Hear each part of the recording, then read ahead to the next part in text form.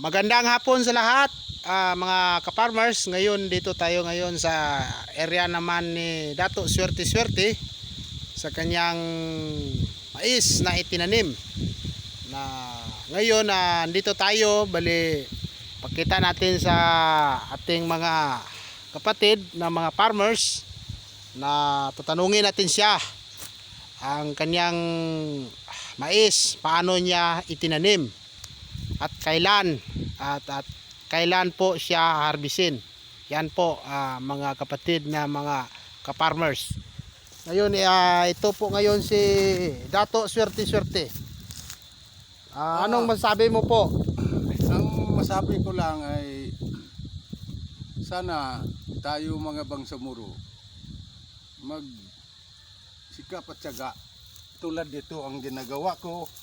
Nagtanim ako ng mais na para may hintayin tayo na arbisin. Tingnan nyo, malapit na arbisin ito. Mga estimated ko po, swerte-swerte, ilang buwan ngayon maharvest itong mais mo? Mga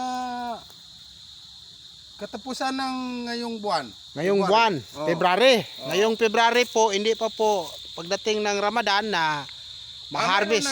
Mayroon na pang ano sa Ramadan. Ganyan po. Ganyan po yung sipag ni Mr. Swerte Swerte.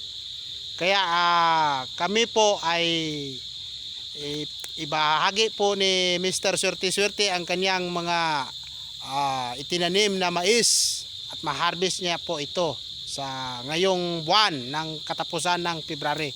Yan po, ganun po ba Mr. Swerte Swerte? Ganun yun. Mr. Pagmamahal. Kaya ang kailangan sa atin mga bangsamoro, may lupa tayo, tataniman natin. Ganun. Yun. Para magbigay sa atin ng biyaya.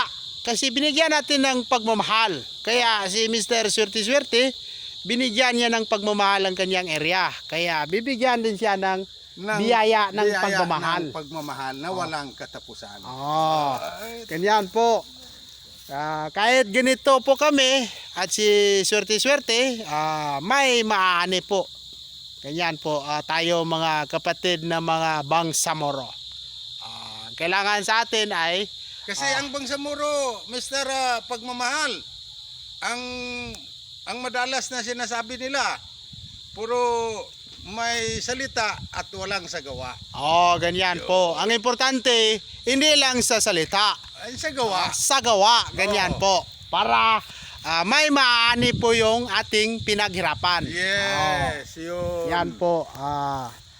Yan po ang masasabi mo sa mga kapatid natin. Yan ang masasabi ko sa mga kapatid natin na mga bangsamoro na hindi nag-alaga ng mga tanim. Kailangan mag-alaga tayo ng tanim, alagaan natin ang lupa natin, taminan ng mais o anong itanim dyan para may makuha tayong pagmamahal galing sa tanim natin. Ganyan po. Bibigyan ng halaga para yung ating pagmamahal may halaga. Pagmamahal na walang hanggang katapusan. Yan po mga kapatid na bangsamoro. Palakpak naman dyan, swerte-swerte. Hindi po, ito po si Mr. Swerte Swerte, hindi po nababala kasi meron po siyang patubig sa kanyang tanim. Meron po siyang kinukuha ng patubig. Ginagamitan po niya ng water pump. Yan po. Hindi nababahala yung kanyang tanim kasi may tubig na sumusupply po. Ang importante sa atin mga kapatid nating bangsamoro, mga farmers. Hindi lang, wag na natin ilagay lagi sa isip natin na yung salita at sa telepanda, kailangan salita at sa gawa. Ganyan po. Ang importante, yung sinasabi natin, gagawin natin para ma-prove ng mga kapatid natin na bangsamoro na ginagawa mo yung sinasabi mo. Yan ang importante. Ganun po ba, Mr.? Yan ang mahalaga, ang importante. Kung walang importante, walang halaga. At walang mahalaga. Ganyan po. Kaya dito na lang magtatapos ang video namin.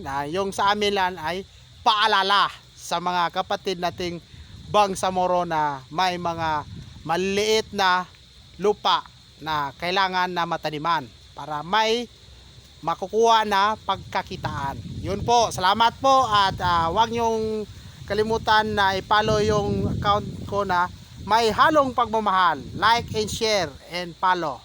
Salamat, sukran and wassalam. I love you, mama. Chup chup.